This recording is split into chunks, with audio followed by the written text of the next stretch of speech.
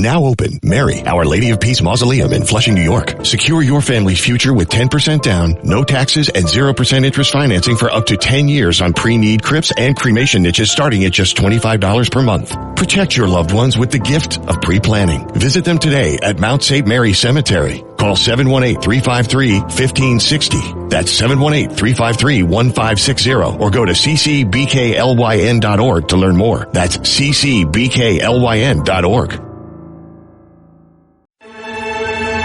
You're commuting home with Katz and Cosby. Now here's John Catsimatidis and Rita Cosby on 77 WABC.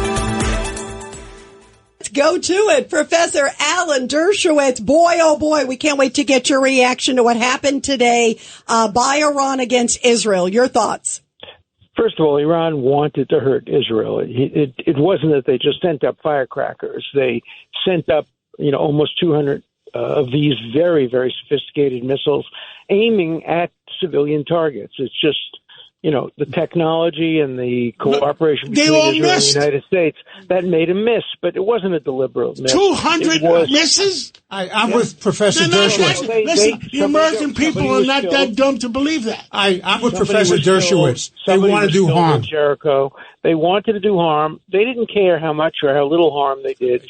But this provides Israel with the perfect opportunity to either effectuate regime change, which they can bring about, and which the entire Arab world would support. I mean, there'd be cheers in Saudi Arabia. There'd be cheers in Iran. There would be cheers all over. But, Professor, the mullah put out of power, the mullah might have a firecracker in his toilet and is afraid of that firecracker in case some of those missiles actually hit.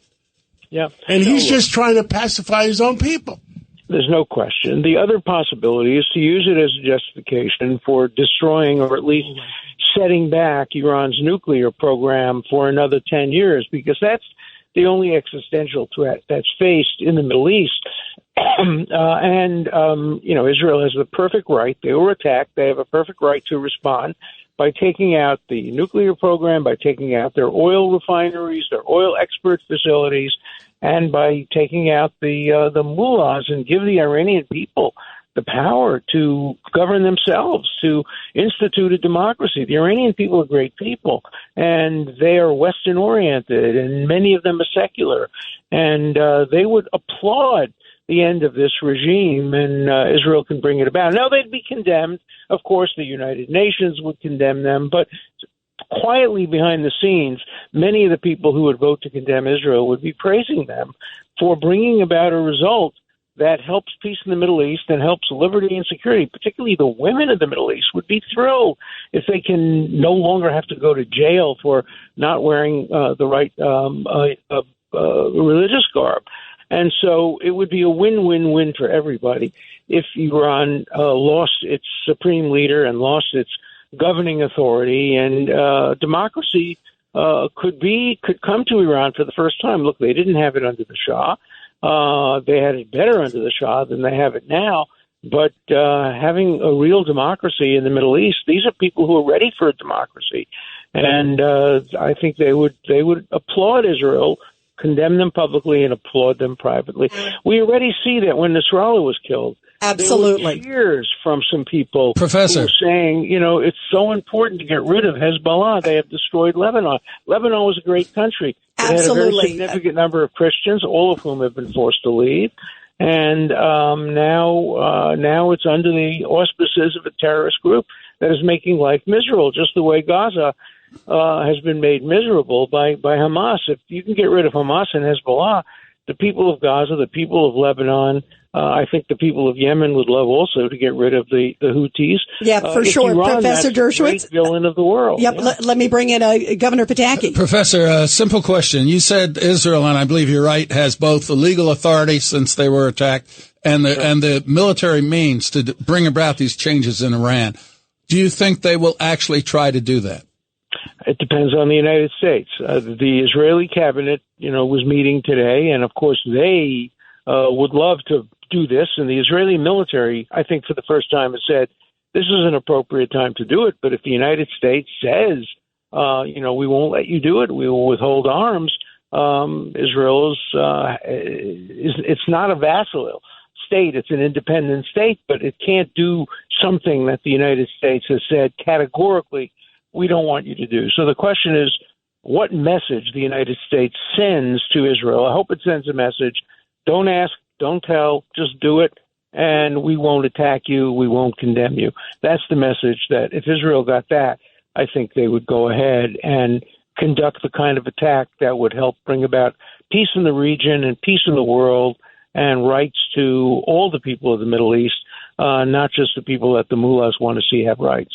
Well, I think you're right that if they got that just yellow light, the Israelis would be inclined to go ahead. But I fear that under Biden-Harris, they're far more likely to get a red light. I hope that doesn't happen, but I think that's most likely. I think it's much more likely under Harris than under Biden, which is why Israel may just bite the bullet and say, look, we have another few weeks. We can do it now. We'll get condemned, but we won't get condemned as harshly. You know, Biden threatens. But the fear is that Harris would actually carry through with a policy of disarming Israel, of not giving them the kinds of munitions and weapons that were used today and that are necessary for the defense of Israel. So I think this period between now and November 5th is a period that Israel may see as an opportunity to do things that they couldn't see afterward if Harris were elected. Well, Professor, let's hope we have a Happy New Year. Because Happy New Year to everybody. You don't have to be Jewish to celebrate a New Year. So Shana Tova to everybody, whatever your religion or non-religion. And we celebrate everything. Yeah. We celebrate everything. And, you know, I was at an event recently with Katz, and I think every religion was represented there. The array of religious garb, it was so beautiful to see, you know, the Greek, the Serbian, the Italian, every group was represented and by their religious leaders, and you've done a phenomenal job bringing people together. So thank you for being there, and I'm glad we were together. But certain people didn't like my speech. I liked your speech. How did you not like your speech? I like your speech. Certain people. I don't know why you look at me. Thank you, Professor. And thank you. We'll talk again soon. Let's pray for people's safety. Yeah, let's do that. Thank you.